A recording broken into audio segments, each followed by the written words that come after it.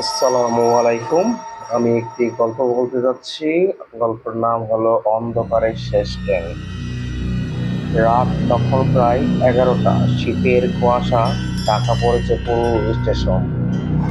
স্টেশনের নাম শিমুলতলা জংশন। রাহাত দাঁড়িয়ে আছে প্ল্যাটফর্মে।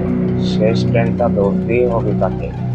লোকজন প্রায় নেমে সব চলে গেছে, শুধু দূর একটা লাইট ঝিমঝিম করছে। হঠাৎ মাইকে একটা ভাঙা গলা শোনা গেল, শেষ ট্রেন 12 নম্বর লাইনে আসছে। রাহাত একটু অবাক হলো।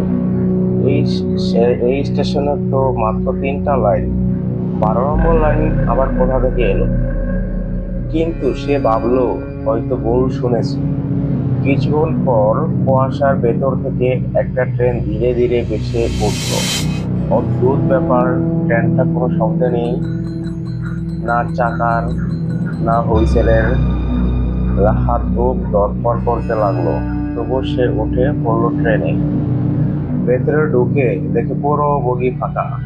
এক কোনায় লোক বসে আছে মাথা নিচু করে। রাহাত বসে পড়ল। হঠাৎ ঠান্ডা একটা হাওয়া তার গায়ে লাগলো। সে লোকটার দিকে তাকিয়ে বলল, ভাই, এই ট্রেনটা কোথায় যাবে?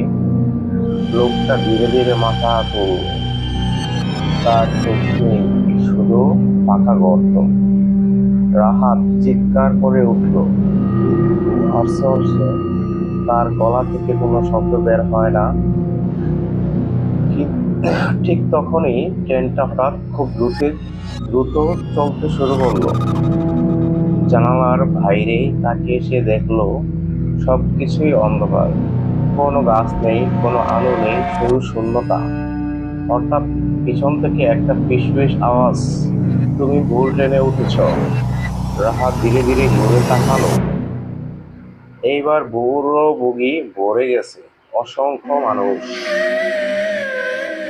সবাই তার দিকে তাকিয়ে আছে, কিন্তু কারো চোখ নেই। একসাথে তারা বলতে লাগলো, এই ট্রেন, এই জীবিত তো ট্রেন না।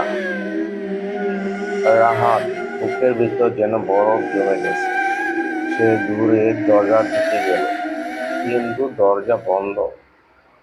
হঠাৎ আবার সেই মাইকের আওয়াজ, পরবর্তী স্টেশন মৃত্যু। ট্রেন থামলো, দরজা নিজে থেকেই খুলে গেল। বাইরে শুধু কুয়াশা, আর দূরে একটা ছায়া দাঁড়িয়ে। ছায়াটা ধীরে ধীরে এগিয়ে আসছে। রাহাত বুঝতে পারলো এটা কোনো মানুষ না। তার পা যেন নড়ছে না, চোখের সামনে সব অন্ধকার হয়ে যাচ্ছে। শেষবারের মতো সে পিছনে তাকালো।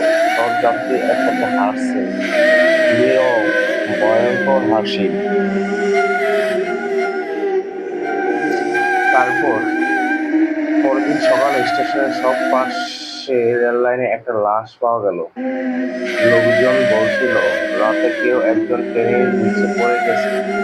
কিন্তু আশ্চর্য, সেই রাতে কোনো ট্রেন চলেনি। আর স্টেশনে আর এখনো মাঝে মাঝে শোনা যায় ভাঙা মাইয়ের আওয়াজ, শেষ ট্রেন 12 নম্বর লাইনে আসতেছে। এরপর থেকে ওই স্টেশনে কোনো লোক উঠে নেই। সবাইকে ধন্যবাদ।